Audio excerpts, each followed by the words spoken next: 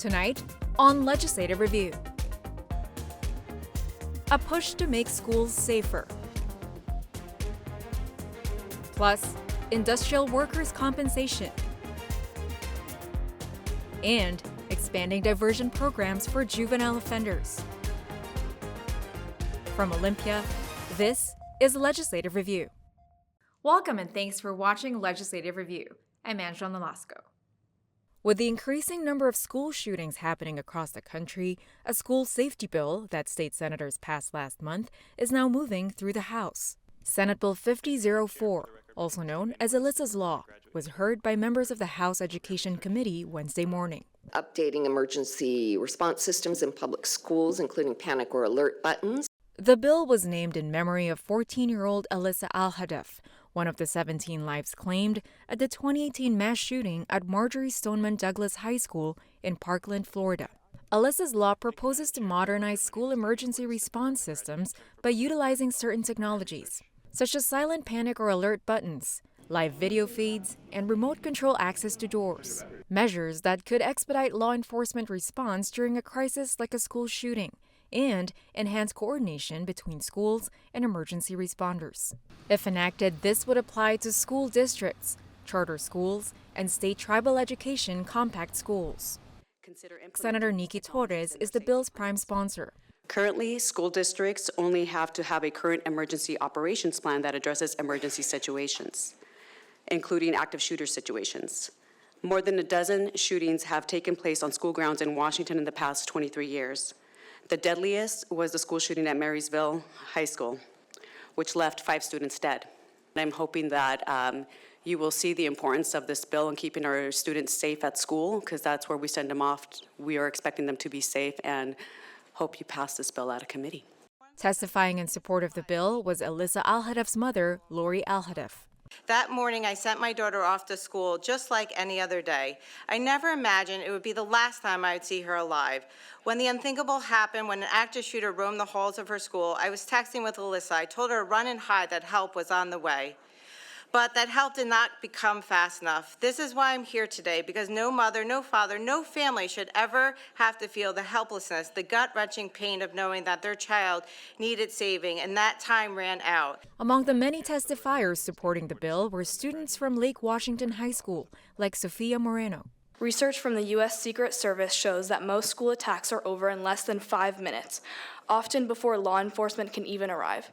A panic button system directly linked to first responders could cut emergency response times in half, giving students and teachers a fighting chance. The question is no longer if an emergency will happen, but when. And when it does, every second counts. No one testified to oppose the bill. If passed, Washington state will follow other states where Alyssa's Law is already in place, like Florida, New York, New Jersey, Tennessee, Oklahoma, and Utah. OSPI would be tasked with tracking and reporting on the implementation of these systems, with the first report due by the end of this year. We've heard from sheet metal workers and workers at Hanford and workers in hospitals who just want to get treatment so they can get back to work. Now on to the Senate floor, where state senators debated a bill that, if passed, could impact Washington's workers' compensation system. Senate Bill 5463 aims to ensure all self-insured employers and their third-party administrators act in good faith when handling workers' compensation claims. Currently, only certain employers, like municipal ones and private sector firefighter employers, are required to meet this good faith standard. Should the bill pass, that protection would apply across the board to level the playing field for all workers. It would also give the State Department of Labor and Industries, or LNI, the power to withdraw a self-insured certification if it finds a pattern of bad faith behavior. 3 violations within 3 years, instead of just focusing on municipal employers. Supporters say that self-insurers, many of which are large, multi-billion-dollar corporations, have a financial incentive to deny or delay claims, and this bill is a way to protect workers from that.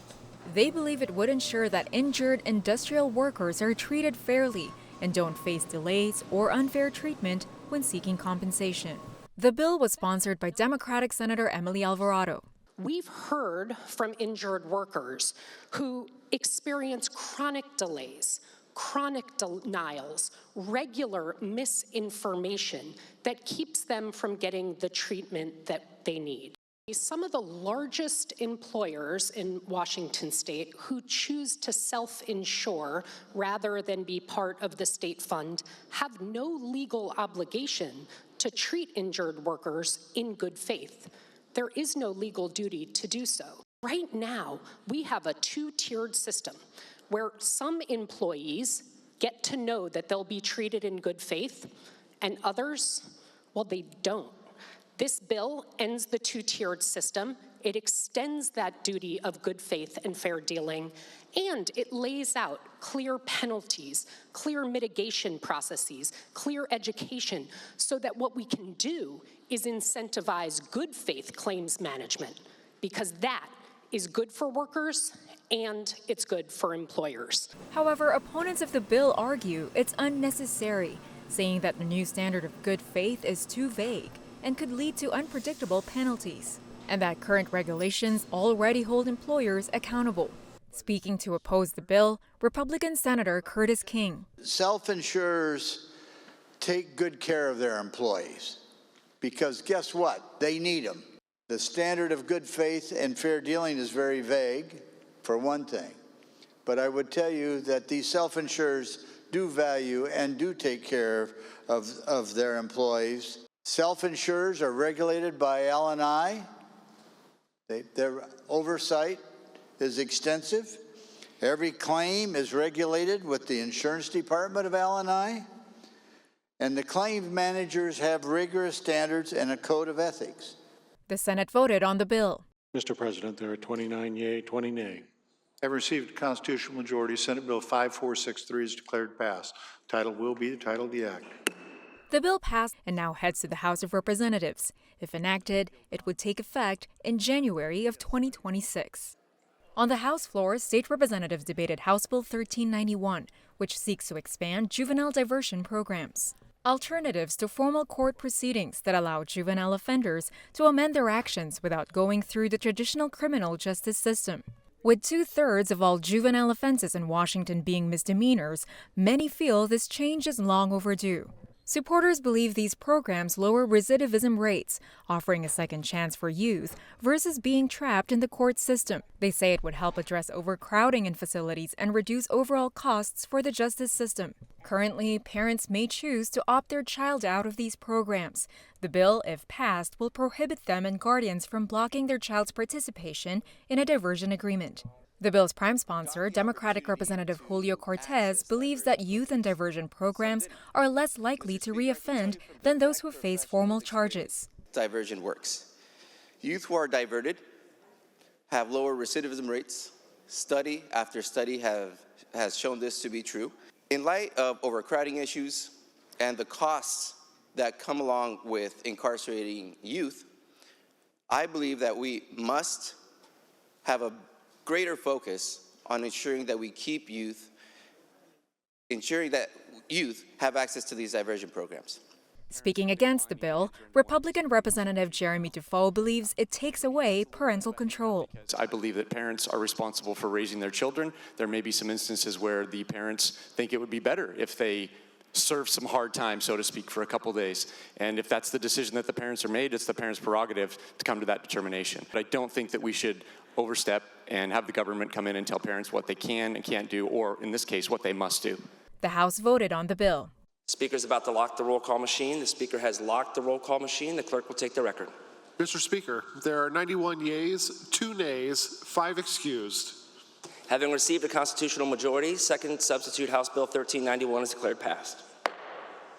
House Bill 1391 passed and now heads to the Senate for consideration. Funding for the bill is still uncertain. The Appropriations Committee recently removed several provisions that would have allocated funds for local governments to expand diversion programs. The bill will not be finalized until the legislature decides how to budget for these changes. And that's a wrap for this episode of Legislative Review. Join us nightly at 8 and 11 to keep up with what's happening in the legislature.